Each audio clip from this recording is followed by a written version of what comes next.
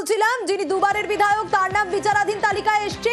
এবার বিচারাধীন তালিকায় দেখুন বর্তমান বিধায়কও জঙ্গিপুরের বিধায়কের নামও রয়েছে ভোটার তালিকায়। বিচারাধীন জাকির হোসেন তার নাম রয়েছে। আর শুনানিতে সব নথি নাকি তিনি দিয়েছিলেন। প্রণব রয়েছে আমার সঙ্গে, প্রণবের কাছ থেকে আরো ডিটেইল জানতে পারবো, যিনি ইতিমধ্যে বিধায়ক, জঙ্গিপুরের বিধায়ক জাকির হোসেন, তার নামও বিচারাধীন তালিকায়। আচ্ছা প্রণব, তাকে হিয়ারিং এর জন্য ডাকা হয়েছিল এবং জাকির হোসেন বলছেন যে যা যা ডকুমেন্ট চাওয়া হয়েছিল সেই সব ডকুমেন্টই তিনি সাবমিট করেছিলেন, তাহলে কেন বিচারাধীন তালিকায়?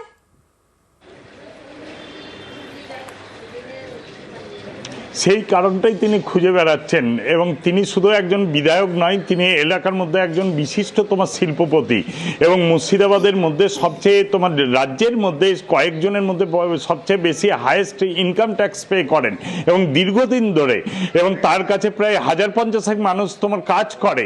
এবং সেই মানুষটাকেও কিন্তু তার নাম রয়েছে যে এসআইআর, সেখানে দেখা যাচ্ছে বিচারাধীন। সেখানে তিনি আশ্চর্য হচ্ছেন। কয়েকদিন আগে যখন তাকে হিয়ারিংয়ে ডাকা হয়, সেখানে তার পাসপোর্ট থেকে শুরু করে সমস্ত তথ্য দিয়ে এসেছিলেন। শুধু তার নয়, তার পরিবারের একাধিক জনের কিন্তু নাম এই একইভাবে বিচারাধীন অবস্থায় রয়েছে।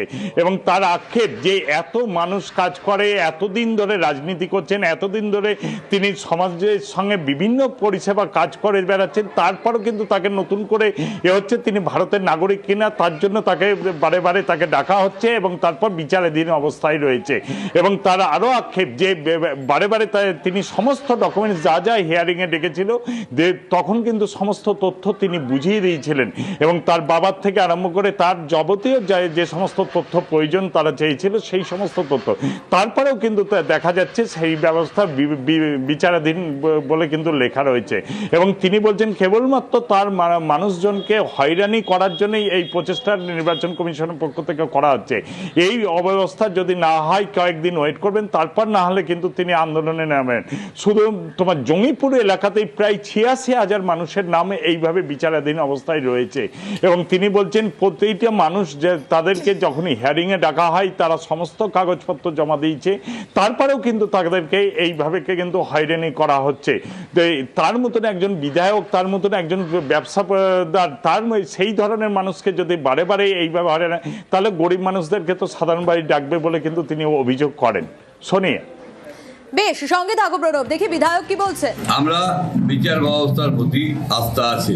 আমার মতো লোককে যদি করতে পারে, একটা মানুষ যাদের পাসপোর্ট আছে, যাদের সার্টিফিকেট আছে, সেই মানুষগুলোকে অন্তত 80% অন্তত নির্বাচন কমিশন ওঠা উচিত ছিল। কিন্তু সেই না করে একটি লোকেরও নাম ওঠায়নি। আমরা তার তীব্র বিরোধিতা করছি। জাকির হোসেন তার নাম রয়েছে, আর এখানেই অনেকগুলো প্রশ্ন উঠছে সাধারণ মানুষের হয়রানি অভিযোগ উঠছে, কারণ বিধায়কের অভিযোগ তুলছেন। এবং এটাই শেষ নয়, জলঙ্গির বিধায়ক, তার ক্ষেত্রেও তো একই রকম ঘটনা।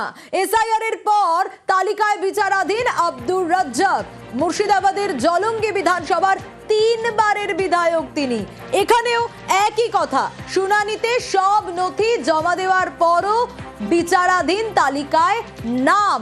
আরো ডিটেল একটু জানি, প্রণব রয়েছে আমার সঙ্গে। বিচারাধীন তালিকায় জলঙ্গির বিধায়ক পর্যন্ত, তিনিও তো একই অভিযোগ করছেন যে সব ডকুমেন্ট তিনি জমা দিয়েছেন, কোনোভাবেই বিচারাধীন হওয়ার কথা নয়, তিনিও হয়তো জানতেন, তারপরেও তিনি দেখছেন বিচারাধীন তালিকায় তার নাম এসে গেছে।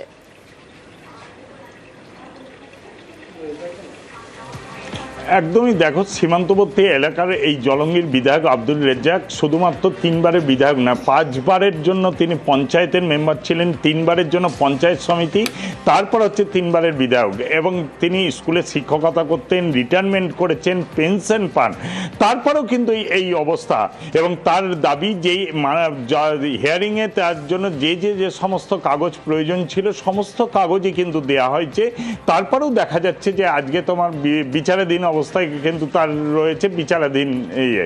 তিনি বলছেন আর কি কি প্রয়োজন ছিল, এবং তার এলাকার সাধারণ মানুষদেরকে যেরকম হয়রানি করতে হচ্ছে তেমনি একজন বিধায়ক যে তিনবারের বিধায়ক তাকেও কিন্তু এই একই রকম সমস্যার মধ্যে পড়তে হচ্ছে।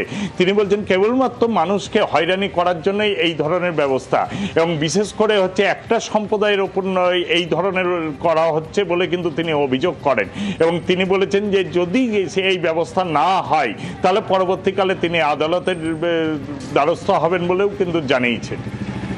দেব 3 বারের আমি এমএলএ, তারপর আমি শিক্ষকতা করেছি, আমি রিটায়ার করেছি 6 বছর আগে। এই পর্যন্ত কোনো সমস্যা কিছু হয়নি। আমার সমস্ত পেপারস এবং পাসপোর্ট, প্যান কার্ড, আধার কার্ড সবটা আমি সাবমিট করেছি। জঘন্য চক্রান্ত বিজেপির, পশ্চিমবাংলায় ডিস্টার্ব করে একটা ম্যাক্সিমাম ভোটারকে বাদ দিতে পারলে তাহলে আমরা হয়তো এই নির্বাচনে আমরা জয়লাভ করব। এই একটা জঘন্য চিন্তা ভাবনার মধ্যে থেকে এই একটা অশান্তি এই অবস্থাগুলো করছে।